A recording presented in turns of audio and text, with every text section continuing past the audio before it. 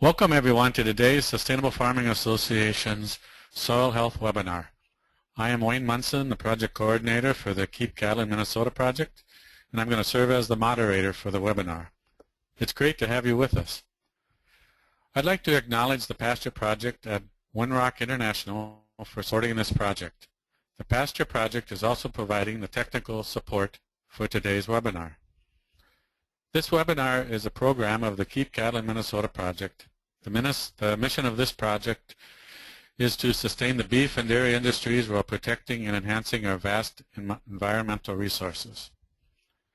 Today's webinar will focus on how cover crops with or without livestock improve soil health. Cover crops protect the soil, provide nutrients to crops, extends grazing seasons, increase wildlife habitat, just to name a few of the benefits.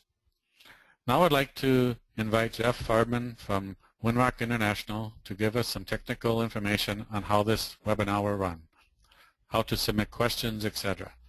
Jeff is running this webinar from Arlington, Virginia. Jeff? Well, thanks, Wayne. Yeah, I'll be super quick. I just want to make sure you know how to use the technology that we're using to bring this information to you. So your webinar should look something like this. Over here on the left, you'll see the presentation, and then on the right is the control panel. The control panel sometimes does automatically collapse. It's way over there on the right-hand side. So make sure it doesn't collapse so that you can submit your questions. Click that little orange arrow button, and then in the View menu, make sure you deselect Auto Hide the control panel, so it's there for you when your questions occur to you. You are muted, so you will be typing in your questions, and Wayne, as moderator, will ask our panelists today the questions at the end of the webinar in the question and answer section. So just type your questions in that questions box, and those questions go to Wayne, and then Wayne will relay them. That's all for me. Back to you, Wayne. Okay, thanks, Jeff. Our presenter today is Dr. Shannon Osbourne. Dr. Osbourne is a research agronomist with the U.S. Department of Agriculture Agricultural Research Service in Brookings, South Dakota. Shannon's research focuses on understanding how soil and crop management options influence the soil environment and how these practices can be developed into production systems that maintain or improve our soil resource conservation and environmental quality while providing production efficiency. Shannon's presentation today will focus on the impact of crop diversity, no-till, cover crops, and residue removal on soil health properties, including soil physical properties and their interaction with soil biological properties. Specific information will include how crop diversity and cover crops impact soil aggregation, carbon, and components of soil organic matter. Again, after the presentation, we will have some time for Shannon to answer questions, so please write your questions in the chat box as you think of them and send them in. I will moderate the questions and read them to Shannon, and Shannon will answer them. So now I'll turn it over to Shannon for the webinar. Thanks, Shannon. Hello, good afternoon. I'd like to thank everybody for attending. I'm not sure where everybody is located, but I am located in Brookings, South Dakota, and that is in the central part of South Dakota, north and south along the I-29 corridor, and so we are about 10 miles west of Minnesota. And so our production systems here are primarily corn and beans. We've got a lot of producers that have been integrating cover crops into their production systems, as well as increasing the adoption of no-till. I have been at the research laboratory here in Brookings for about 10 years, or no, excuse me, about 15 years. And before that, I came from a farm in the southwestern part of Oklahoma. We had cattle, sheep, cotton, sorghum, and winter wheat when I was growing up. And so I've kind of just kept going further north, and I'd like to thank Wayne for inviting me to give this presentation today. We do not have cattle here at our research farm, so the work that I will be talking about does not have a cattle component, but it does apply to cattle and grazing as far as utilizing the cover crops for grazing purposes, but we've also started to work with people at South Dakota State University in trying to integrate cattle into the systems that we have developed, because we do feel that it is an essential key to making that system more sustainable and more resilient. And so as we go through my presentation today, as Wayne said, if you have any questions, you won't be able to ask me during the presentation, but please write those down and I will try to address them at the end. Okay.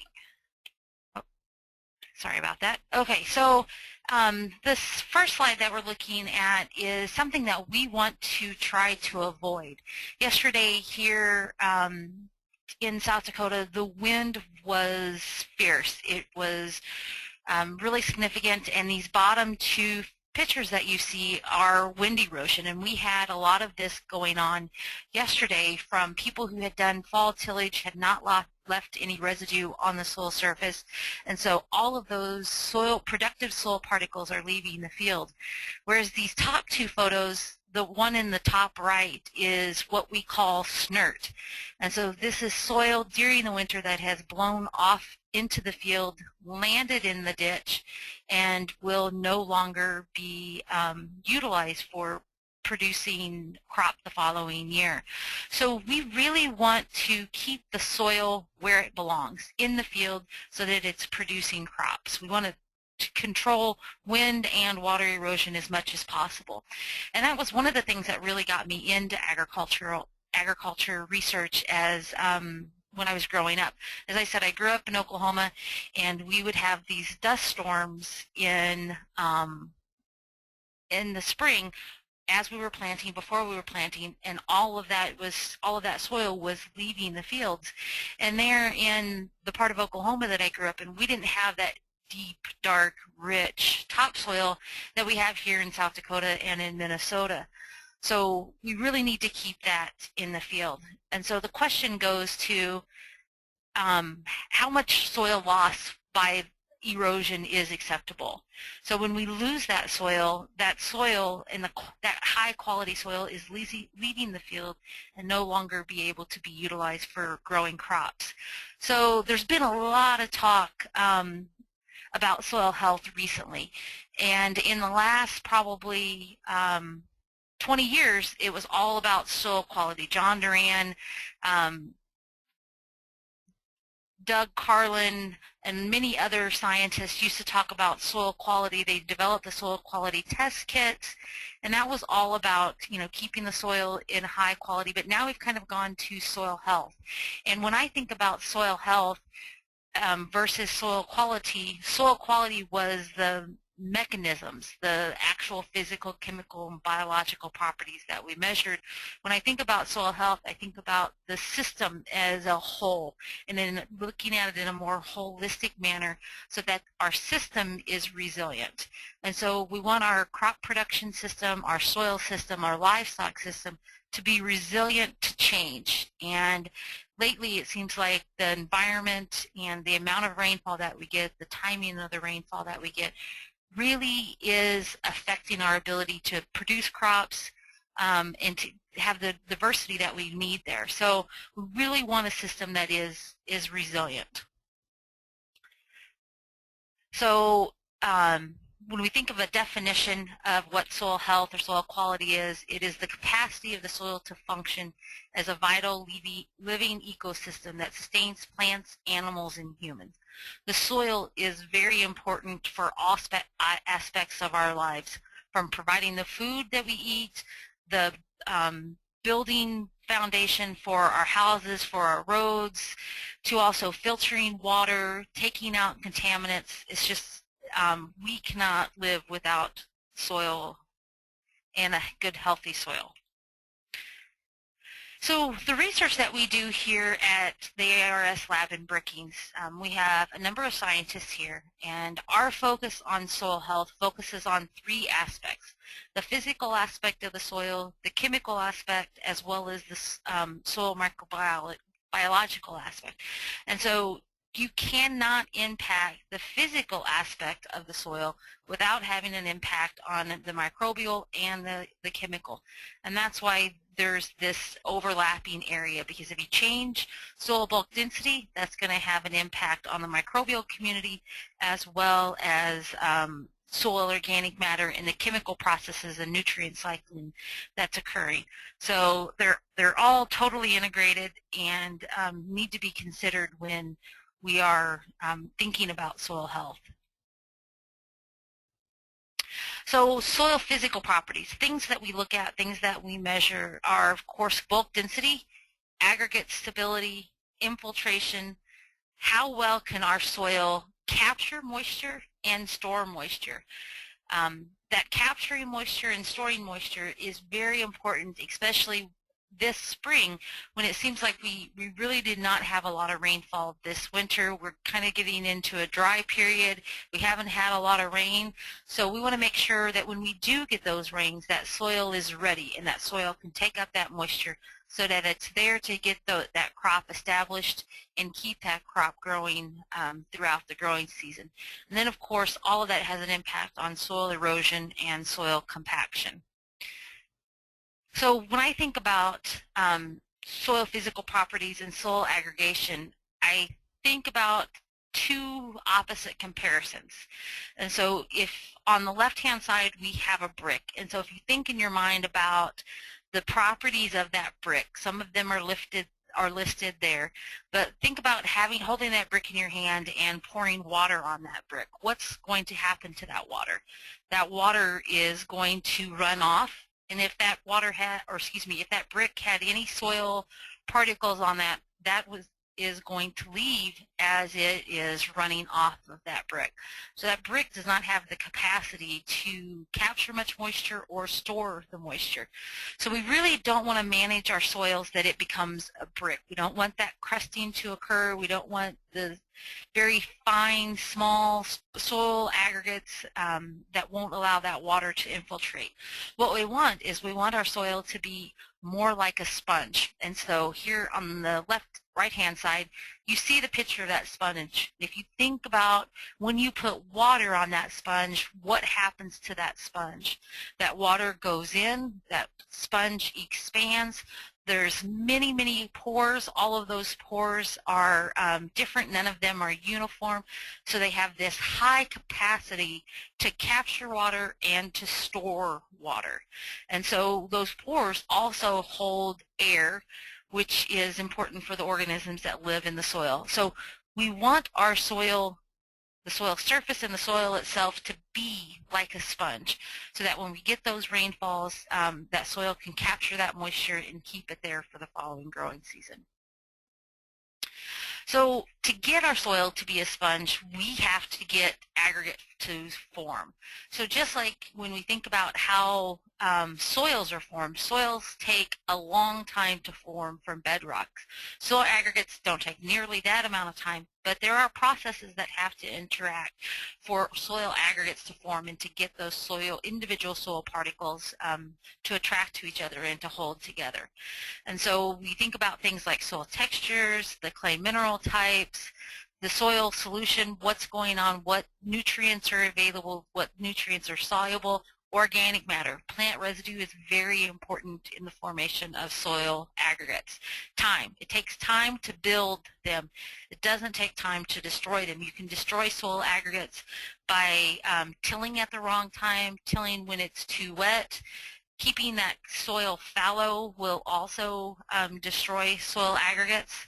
And so just the environment that we have for our soil will determine of whether or not we're forming aggregates or destroying aggregates.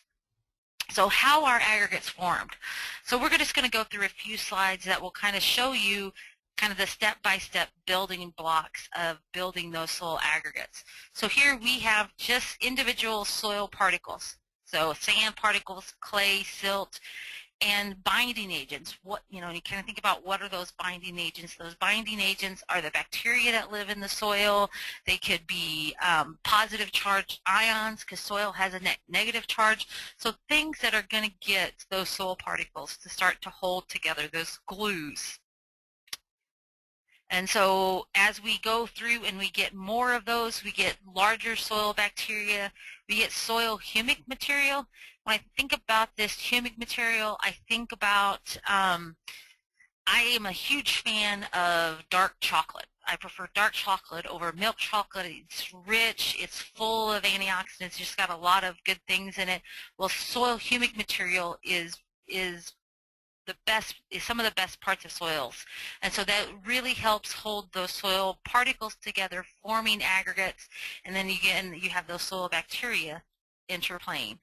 And so then these all come together as we have here, and then we have this fungal hyphae.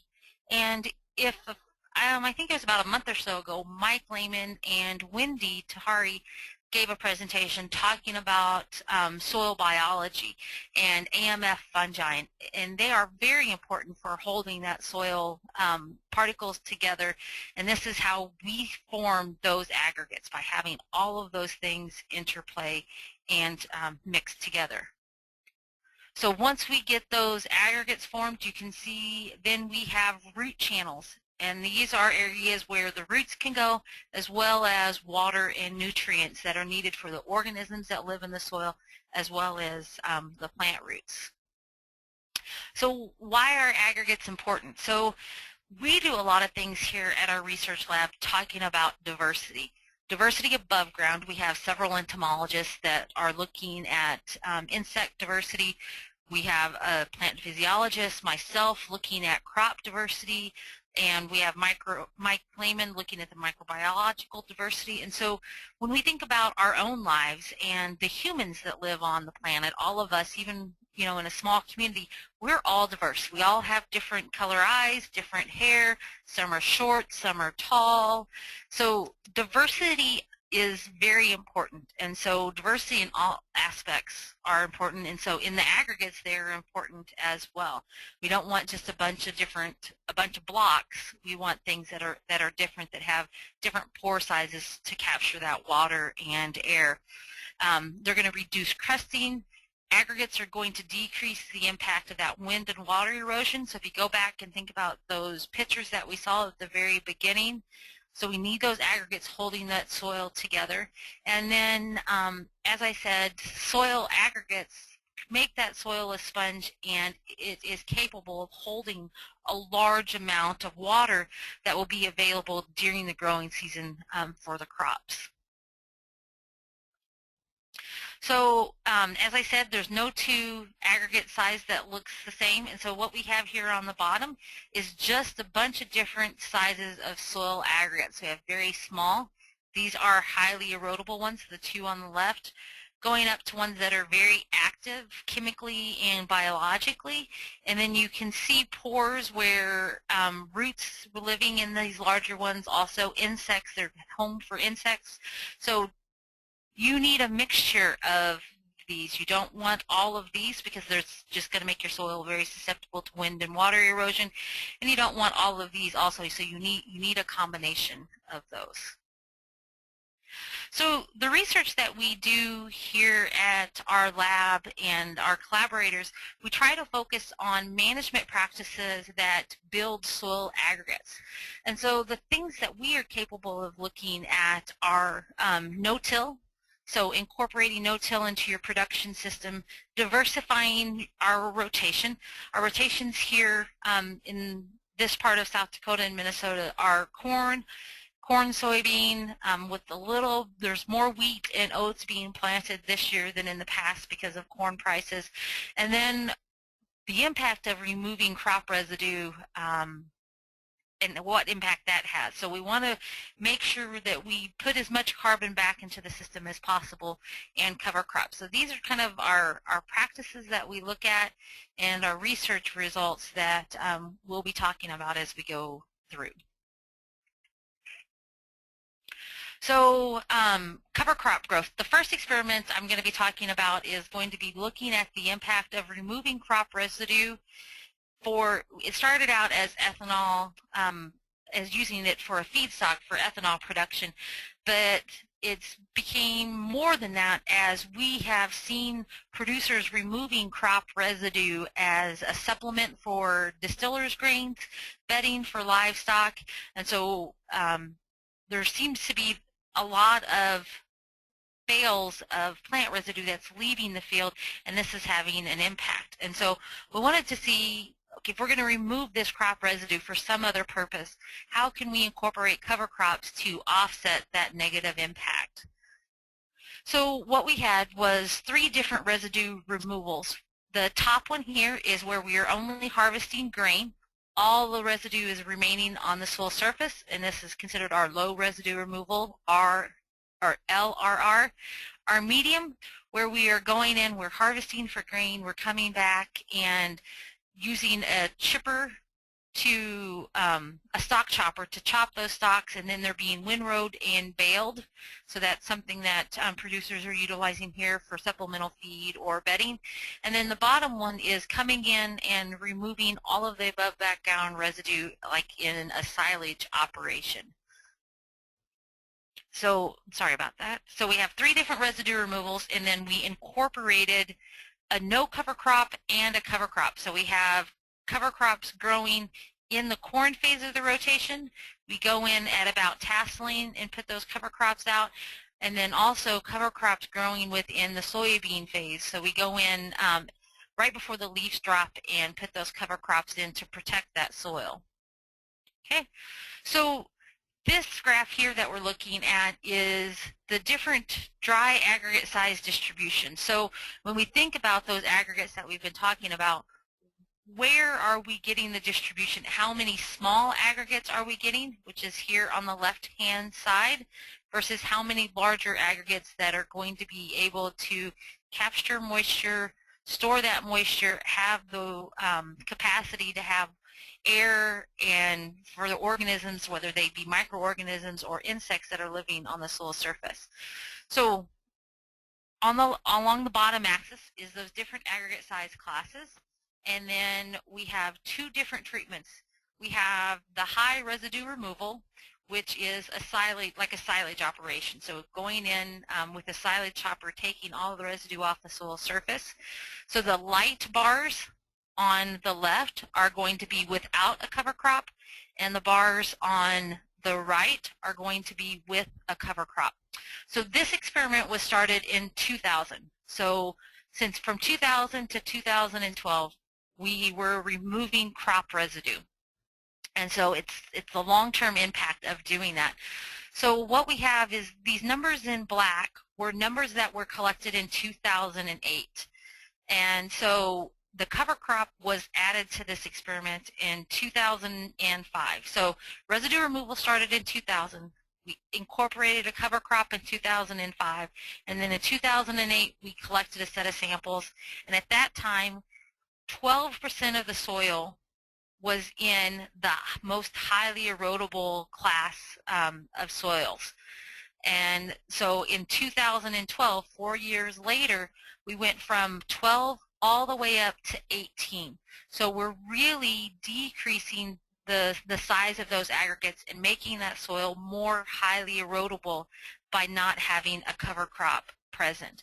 But when we incorporate a cover crop, this dark bar here, we are going from a 12 down to a 10. It's not a huge decrease, but we're starting to see a positive impact of having those cover crops within the soil, whereas in 2008 we didn't. So it's taken 5 years, 6 years to have a positive impact from those cover crops.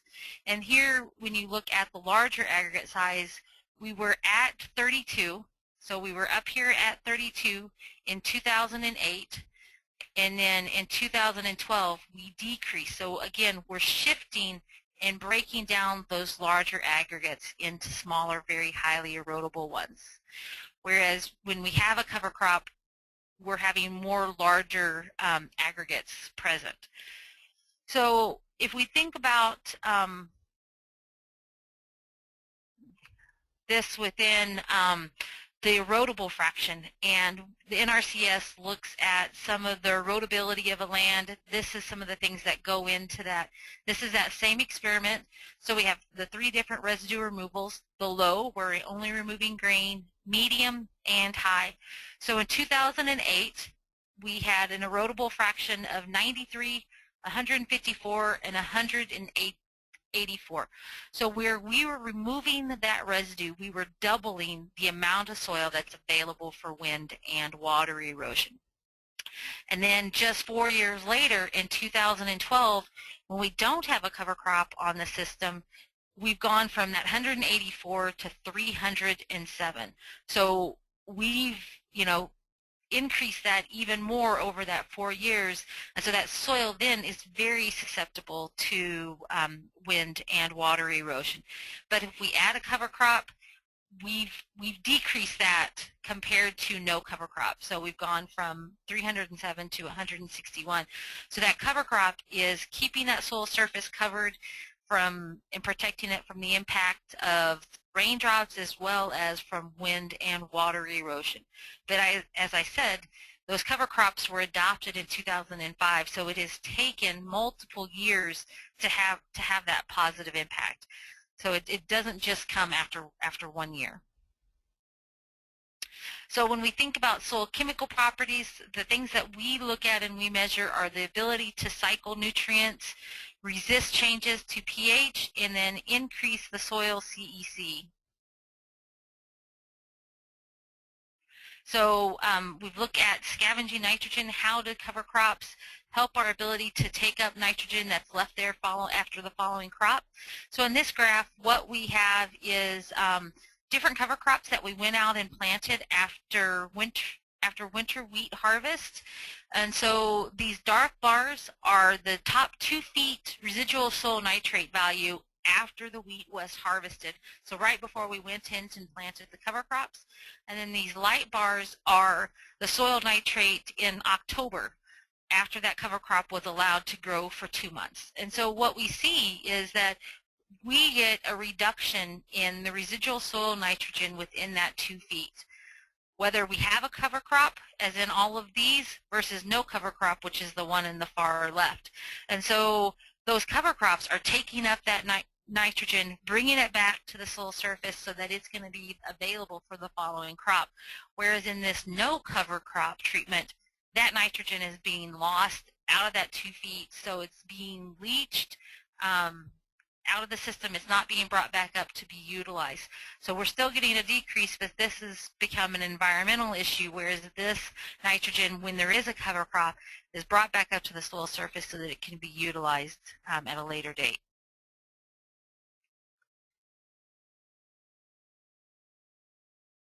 So we've also looked at nitrogen and the ability of cover crops to fix nitrogen. I think Mike talked a little bit about this a couple of weeks ago, and cover crops have the ability to fix nitrogen, but determining when that nitrogen is going to be available for the following crop is very difficult. And so we've done some work looking at that, and it is very dependent upon the weather, how long those cover crops are able to grow, and the amount of time that they have to grow. And so what we see is that over time, the nitrogen mineralization versus, like for a vetch, is the darkest bar is higher than when you have a rye, which is a cereal. And so this nitrogen mineralization from the cereal and also from the fallow are coming from soil organic matter nitrogen, not nitrogen that has been fixed by that legume. And so we're getting a cycling of not necessarily free nitrogen here, whereas the nitrogen from the legumes are more of a free because that's been fixed from the atmosphere.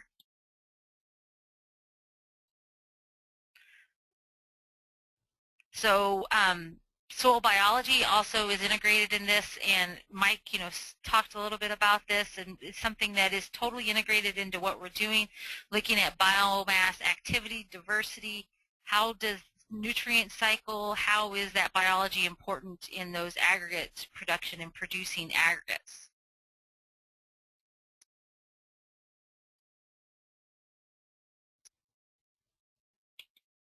So, sorry, there we go.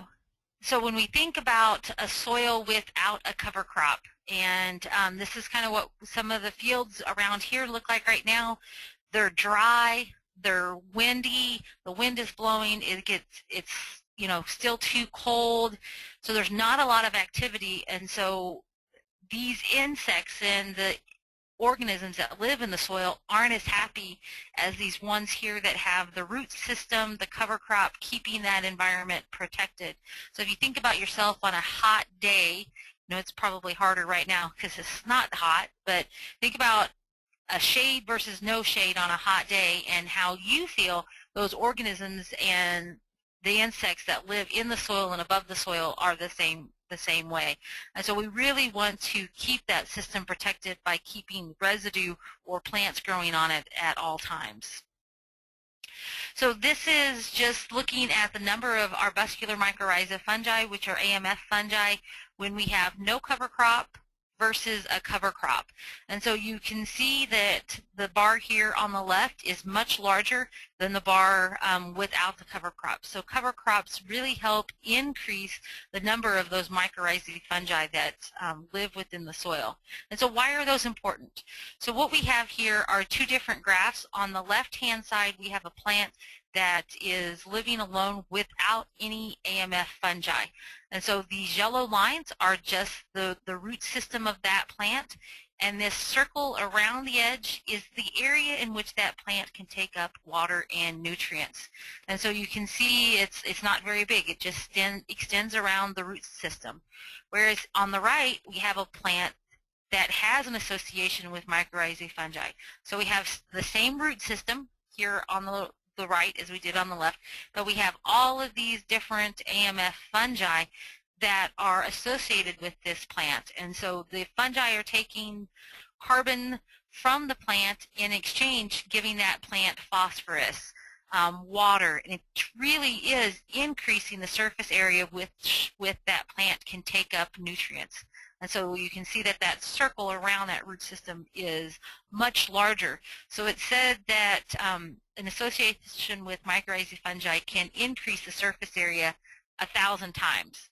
So it really increases the plant's ability to take up nutrients and water.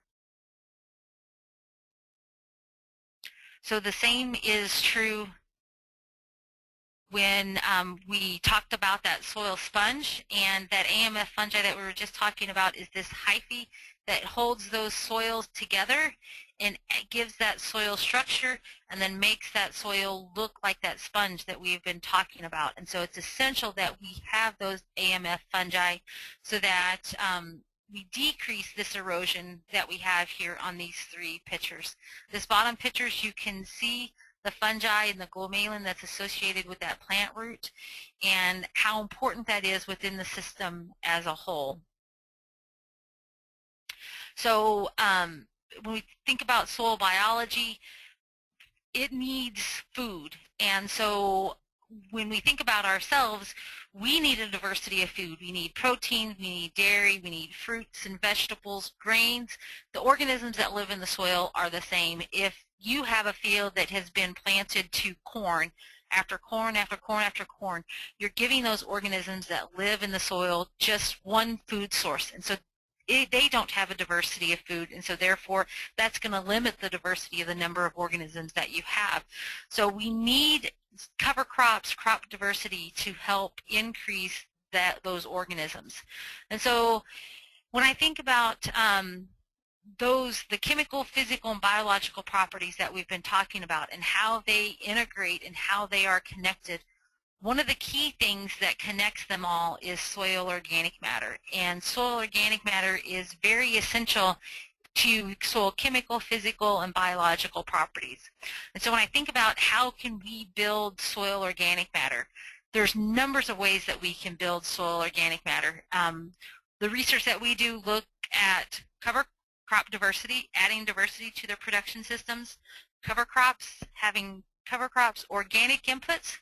So this could be green manures from cover crops or also manure from livestock. And so the integration of that manure into the system really helps to build that soil organic matter, reducing the amount of tillage that we do, and then converting our systems to a native production system or having a perennial within that rotation.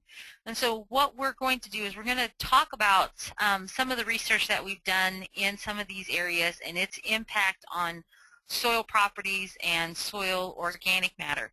And so when I think about these, I think about them as kind of a stepping stone. Adding crop diversity is good, and that's going to build my soil organic matter. But if I also add cover crops to that system, that's going to build the organic matter even more. And then if I can add organic inputs, so all of these are going to stair step and improve that organic matter even more. But so it's kind of a cumulative effect. Adding one is great, but adding multiple is going to increase that organic matter and overall soil health even more. So crop diversity. We have, as I said, here in the part of South Dakota that we're in, we have a corn soybean 2-year rotation is what predominantly dominates the system. Well, those don't have different root structures. The biomass is very similar. So how do we change that? How do we diversify the system? And so when I got here to the laboratory in 2000, we started a long-term experiment looking at just that. How does adding alternative crops to that production system increase crop yield as well as soil physical and chemical properties? So as I said, this experiment was started in 2000. It's completely no-till. We have 8 4-year rotations versus a corn soybean and then a corn soybean spring wheat cover crop treatment. And these are all fertilized for 85% of maximum yield so that we can look at nitrogen mineralization from the legumes. So the crops that we've included in this, of course, are corn and soybeans are included. We have sunflowers, we have spring wheat, winter wheat, we have field peas, oats, and canola. So these are the crops that are grown in sequence in different combinations. Corn and soybeans are in all of the rotations, and then we integrate 2 other crops within there. So what we're going to look at is that dry aggregate size distribution like we talked about earlier with the residue removal, but how are how is diversified rotations impacting that? So what we have down here are 4 4-year rotations versus a corn soybean. So the first one is corn, oats, winter wheat, soybeans. So this rotation has 2 years of a small grain. So those small grains have very vigorous root systems that are very good at forming aggregates. They're very fibrous, a large amount of root mass there. Then we have corn, peas, winter wheat, soybeans. So we have 2 legumes in this rotation versus the 2 grains. So how does that nitrogen fixation impact? And then we have corn, soy, spring wheat, peas. So the difference with this rotation is that here with the spring wheat and the peas, we have 2 falls that there's nothing growing. So the spring wheat and the peas are harvested in late July, and so there's nothing growing there till the following spring. And so that soil is left without a lot of the residue during this pea season, and there's nothing growing there. And then we have corn, soybeans, spring wheat, and sunflowers versus our corn, soybean. We're going to try to break this graph up to where it's a little bit easier. So here on the bottom, we have the 3 most highly erodible class sizes. Again, those 4 rotations that we're looking at. And so this is the soil that is going to be very susceptible to wind and water erosion. So if we just look at the far right for the erodible fraction, we can see that this red bar, the corn soybean rotation, has a much higher erodible fraction than any of the 4-year rotations. And so by having that lack of diversity there and that lack of different root systems and the lack of residue, there's there's residue on the soil surface from the corn phase, but not so much from the soybeans. It's really having an impact on the erodibility of that soil. And so very opposite, this with the larger aggregates, we can see that we have less when we have that 2-year rotation versus the ones that are more fibrous. And so this class here, that's the 2.0 to 6.4, which is where a lot of the nutrient cycling is occurring, a habitat for a lot of those AMF fungi and microorganisms.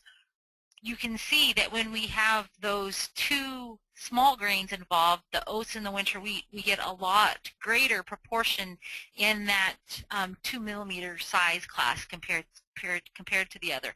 And I think that that's associated with that very fibrous root system of the oats and the winter wheat.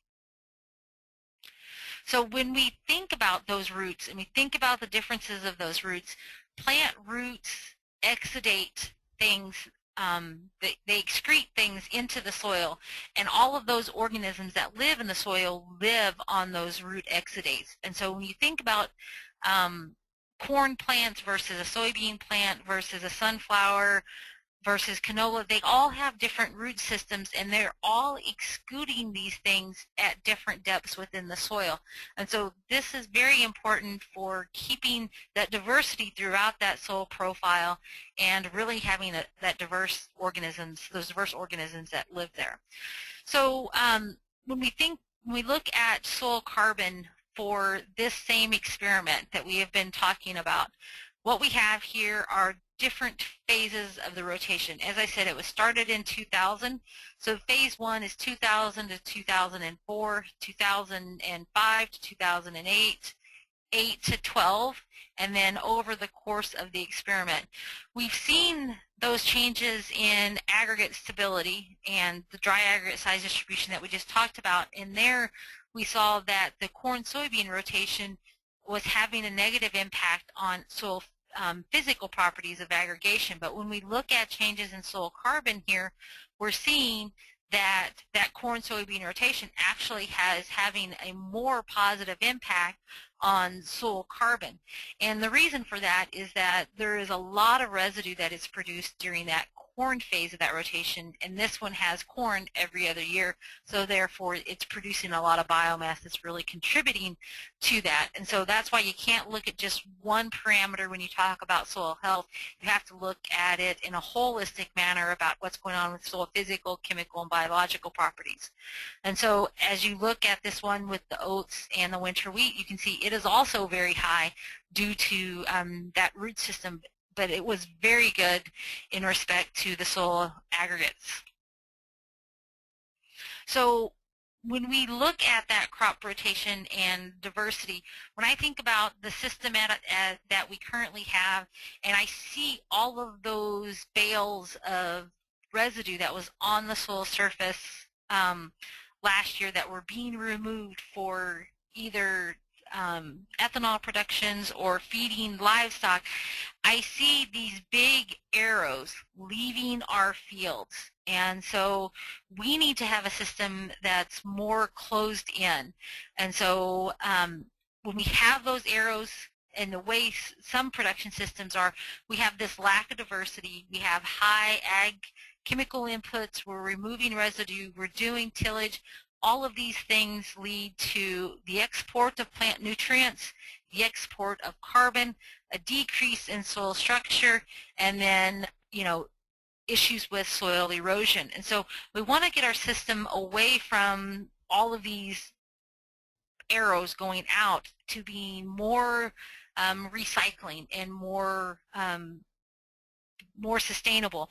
And so to cycle those nutrients and build soil health, these are the things that we look at: cover crops, no-till, diversified rotation, managing that residue, and also integrating livestock is the way to do this, to get that system more circular so that we're not just exporting everything off of that soil. Because as we continue to export those things, it's going to have a negative impact on soil health. So within that experiment that we've been talking about, we have looked at decreasing inputs. We're looking at decreasing the amount of herbicides, insecticides that we put in, but we've also looked at decreasing our seeding rates over the years. And what impact does that have? So we've gone from decreasing our planting population above 30 to 20,000 and really are having no negative impact on corn yields, and we're actually getting an increase in corn yields even though we were decreasing that seeding rate. And the reason we believe that is happening is because that system is reaching an equilibrium. That soil is cycling nutrients in a positive manner. We've increased that soil biology. That soil is more of a sponge, so that system, our soil system, is able to supply the nutrients that the crop needs. And so we went from having very small ears to having very large ears that are filled all the way to the tip. And similarly with soybeans, we have decreased their seeding rate with soybeans and have had a positive impact on soybean yields. And so we don't have to have those really high seeding rates to get large impacts on soybean yields. So when we look at yields over that rotation over the long term, if we are comparing our corn soybean versus our 4-year, there's really no difference in corn yields for the different crop rotations. We are adding more fertilizer to the corn soybean rotation than the ones with 2 legumes, but there's not any difference in corn yield. But we are having a difference in soybean yield. And so you can see that the soybean yields are much higher when we have those diversified 4-year rotations with winter wheat than when we have that 2-year corn soybean rotation. So other aspects of diversity that we have looked at when we think about soil organic matter, here we have a 5-year rotation, which is very diverse, but there is tillage involved there, and there's 1 year of alfalfa versus a continuous corn no-till. So when we talked about those stair steps that we had, here we have the stair step, a diversified rotation, but we're doing tillage. We also have included a perennial because it's 2 years of alfalfa. Here we have continuous corn and no-till. This, having that diversified rotation, even with tillage and having that alfalfa, is having a more positive impact than just a monoculture with no-till. And then here, this is a 4-year rotation with tillage or continuous corn with tillage. And so again, that diversified rotation is having a more positive impact on soil organic matter. So when we think about cover crops, we always want to have something growing. We do not want to have a fallow period. We want to keep that soil surface covered and protected. All of this is going to reduce erosion and then provide food for soil organisms that live within the soil.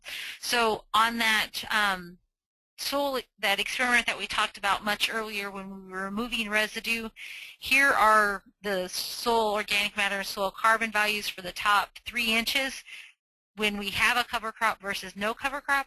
So we can see overall, as we move from left to right, as we remove residue, we're decreasing soil carbon.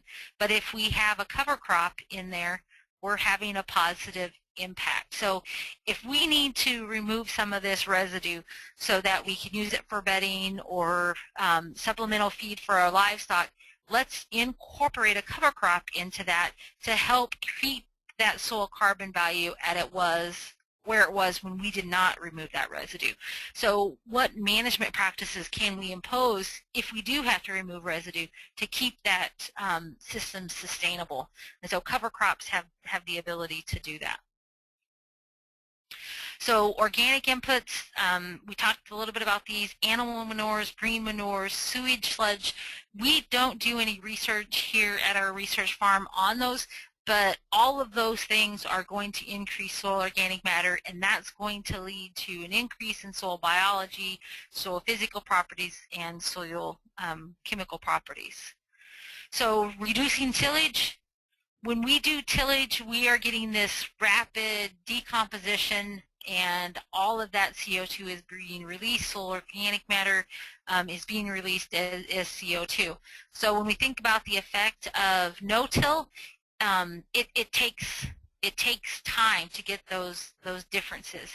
So here we have the light bars are corn soybean no-till versus corn soybean tillage. So you can see after 4 years there's really no difference in that soil organic matter. It takes a lot longer to see those differences and see that increase in soil organic matter when we reduce tillage. So converting to grasses or adding a perennial such as alfalfa would do something very similar. It's going to be no-till. They're going to have large root biomass, and that system's always going to be covered.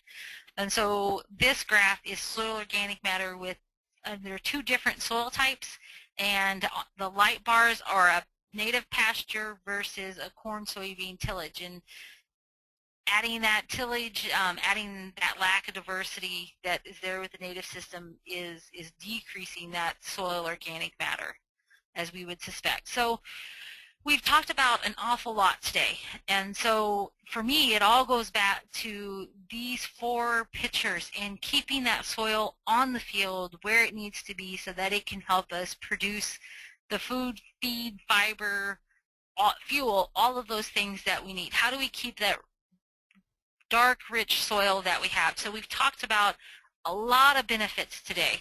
So we have all of these soil chemical, physical, biological, overall soil health benefits, but yet we still see this occurring. You know, we still see this erosion occurring. This winter we had the soil on top of the snow. We saw that occurring. Yesterday I could see erosion occurring in the fields. So we still don't have this, we still have this lack of adoption. Why is that? And so there's some reasons why I think there are that. So we think about this again, we go back to that photo of why do we see so much of this when this is really what we want? And you know, this is going to, these cover crops are going to provide us with free energy, carbon and nitrogen. They're going to help with infiltration. They're going to help us store water and decrease erosion. So why can't we get to this system? And I think there's lots of reasons why that occurs. And some of the things that I think about, and I'm open for other reasons that people think, is maybe you don't have the right equipment. How do you get those cover crops planted? If you do have a strict corn soybean rotation, getting that cover crop into the corn soybeans can be very difficult. What rotation are you utilizing? You can't get it to fit within that rotation. Simply, it's overwhelming. Don't really know where to start, and change is hard. Change is very hard for people, and adopting that. So other things, you know, crop prices, a couple of years ago when crop prices were high, but crop prices now are helping to lead to that diversity. Those increase in crop prices really led to increases in land prices and genetic tools. There's lots of genetic tools out there that make it easier to produce corn and soybeans, and producing just 2 things are easier to manage, as opposed to having to manage your corn, wheat, livestock into the system. So it's easier to manage. So how can we get to that where we know there's all of those benefits? And so how can we implement change? I think we have to keep talking. You have to attend things like the webinar today. There's other conferences that you can do. I can try to keep conducting relevant research, and that's what we've been doing with trying to integrate with SDSU a little bit more, to integrate the livestock into the system, except that it might be small steps. It might be small changes, and then look for additional benefits within the system and how we can improve that system as a whole. And so with that, thank you for your time, and I would be more than happy to answer any questions that you guys have.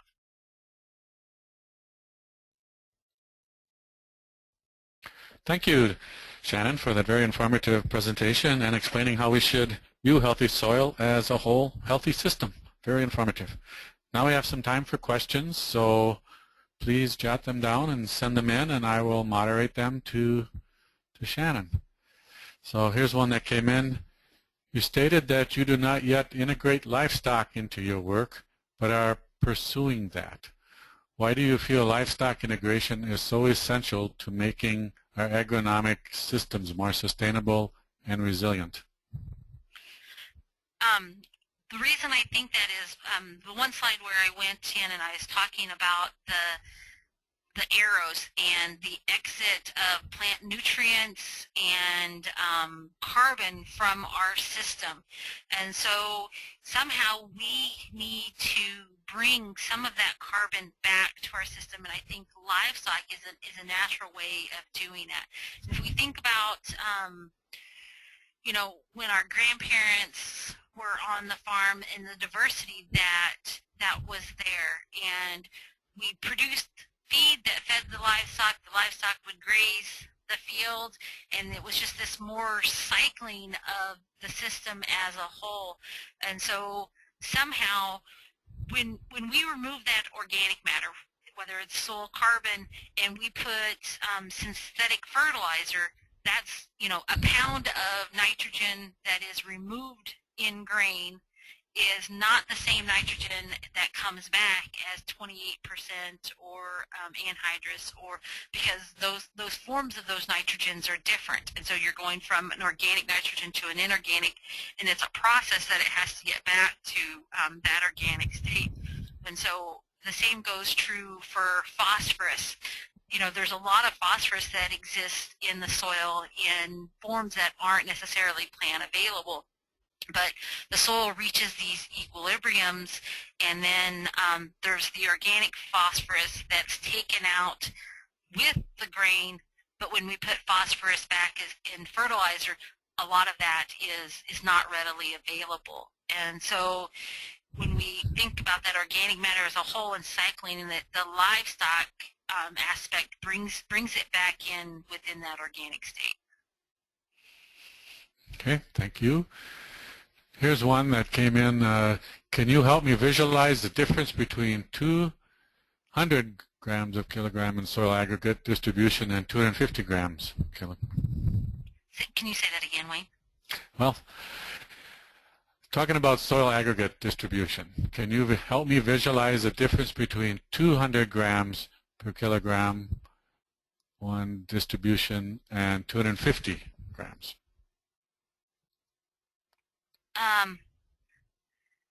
So I may not be interpreting the question quite right, but that graph, I think it's referring to the different sizes of the aggregates, and so you want a mixture of those aggregate size classes. When you put it on a weight-by-weight basis like that, 250 seems like maybe that soil has a higher bulk density. It doesn't have as much pore spaces available as the lower one, which would have more pore spaces available for wind and water, or for water and nutrients. So you want a distribution of those aggregates. And maybe they can clarify that question if I didn't answer it quite right. Okay. Can we quantify the impact of multiple practices to build soil organic matter? Quantifying the impact of multiple practices is something that we have been trying to do, and we've been trying to, because like cover crops, when we first started doing cover crop research, when I got here, we were looking at a single species of cover crop at one specific soil measurement, whether it was infiltration at the time or soil temperature. We weren't really thinking about it as in a holistic manner and all the things that it impacts. But as the price of cover crops have gotten more expensive and more people are utilizing them, that's what we're trying to do, is to look at the multiple benefits. So how much nutrients are they taking up and bringing up to the soil surface that aren't being lost to leaching? How are they increasing soil organic matter? So that's what we're trying to do, and quantifying those and putting a value on all of those multiple services, because you have the services to, if you have ones that have flowers and that could produce pollens for for pollinators, there's another benefit there, an ecosystem service benefit.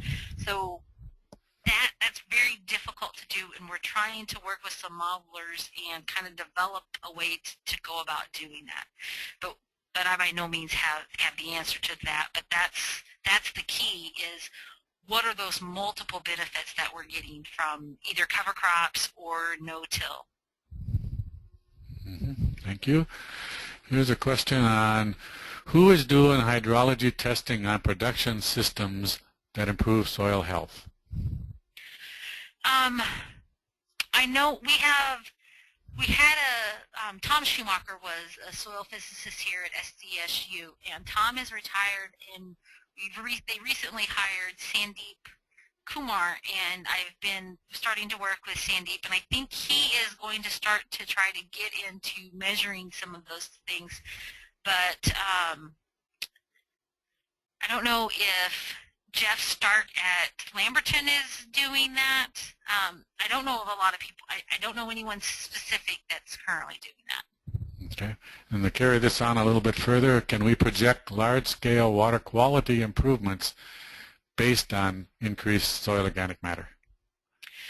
I hope that we can get to that point, and I think that we will be able to get to that point as we start to integrate more of the research components. And I think as researchers, we are doing a better job at expanding the research that we're doing, as opposed to just writing the journal article, working with other people who are integrating it into those systems as a whole. And so, as I said, I think we are doing a better job, and that's where that information is going to come from, looking at it more of a landscape size. So is FSA still working under Russell II for tolerable soil loss? I am not certain. Okay. I would have to look that up. Okay, thank you. Getting back to getting some livestock integration in. You know of any research in the upper Midwest that supports the integration of livestock?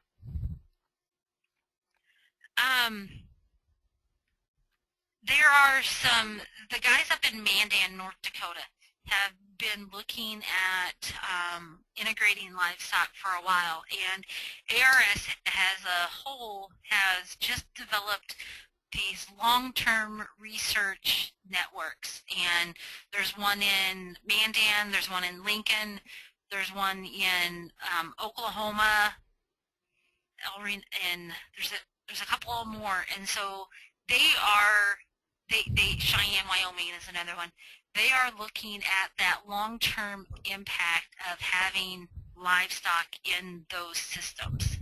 And so that's an effort that just got underway last year. And so they have a lot of the research, and so now they're integrating those into decision tools. And so that should be happening in the next couple of years. Okay, getting into cover crops into corn at tassel. How are you putting the cover crops on at time of tassel for corn? So you have to be really careful when you're putting cover crops in the standing corn crop. There's a number of different ways that you can do it, and we've done it a number of different ways. We have had a high boy that we've had a spreader on, where we've just gone out and we've put the cover crop on the soil surface. We've flown it on, and so those, you really have to think about the size of the seed that you're putting out. You can't put a very large seeded cover crop out, because that's going to require more moisture to get it germinated. And then you also have to think about rainfall and the timing of doing that. You need to get that out right before a rain or right after a rain, so that you have the moisture to get those cover crops established. And so you really have to think about the seed size, so that it's small seed and it doesn't require as much moisture, and are we going to have the adequate moisture to get those established.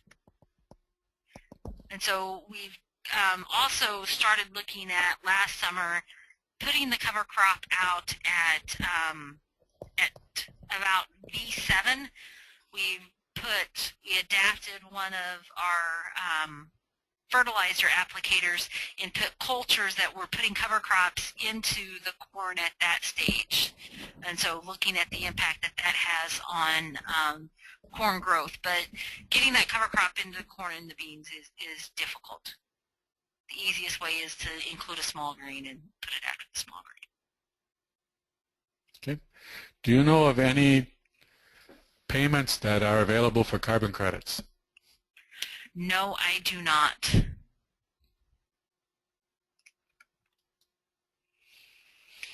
Okay, getting into the producer attitudes. Some have said that producer attitudes, we don't farm like that around here, is the largest obstacle to producer adoption of soil building practices.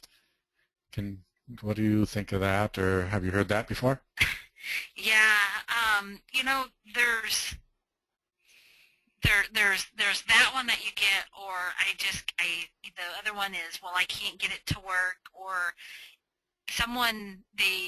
sometimes people will go out and they will try it on a very large area and get a failure, and then they're never going to do that again. And so my suggestion to someone who is getting started is to start small, start on a small area, add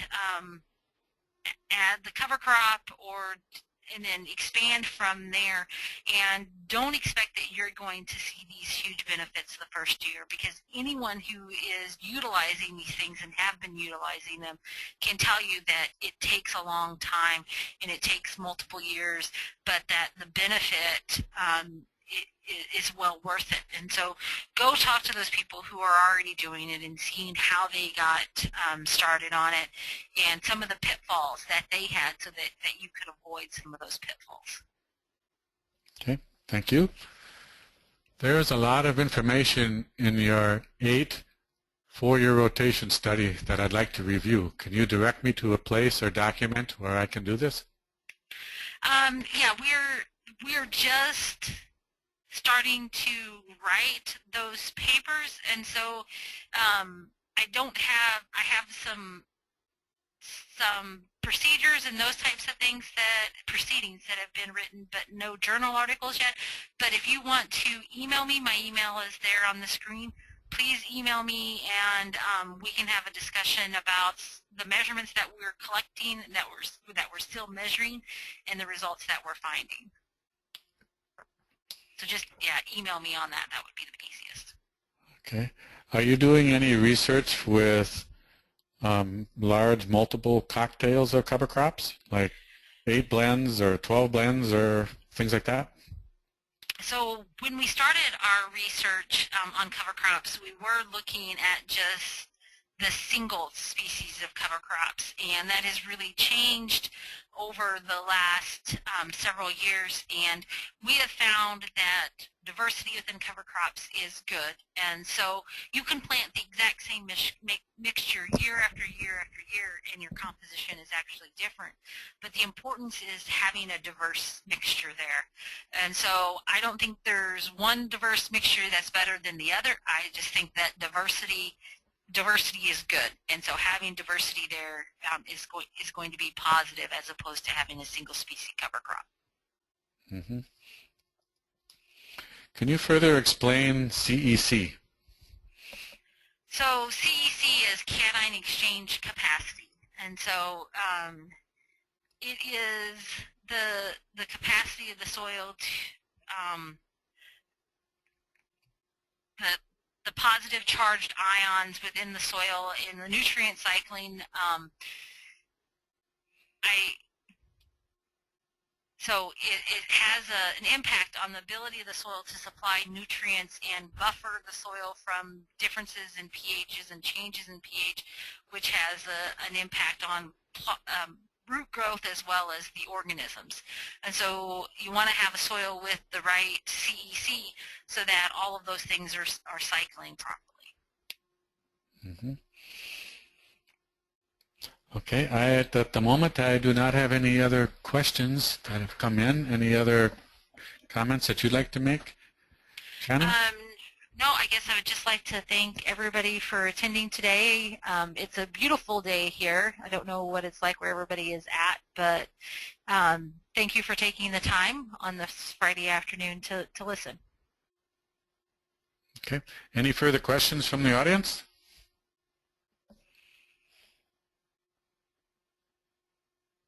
Okay, I don't see any.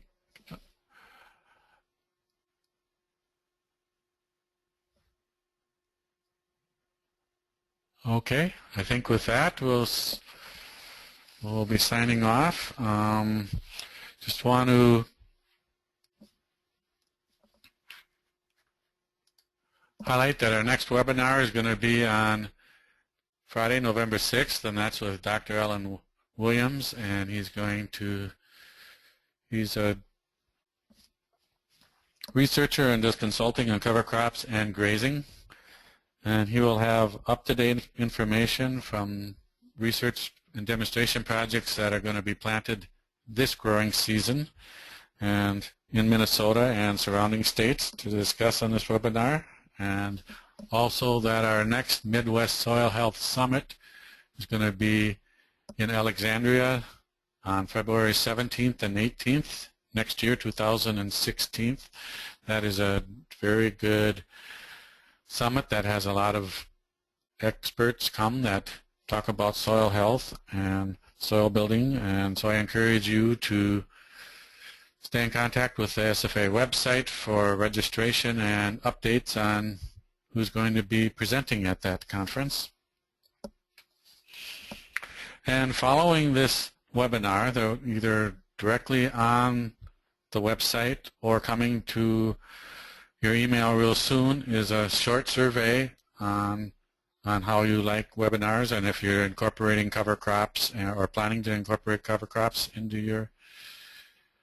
your farming system. So thanks again, everyone, for attending the webinar. Thanks for Shannon for a very informative presentation, and a special thanks to Jeff Farbman at the Pasture Project for the technical support. And we look forward to the next webinar on Friday, November 6th. So have a good weekend, everyone. Thank you. Goodbye.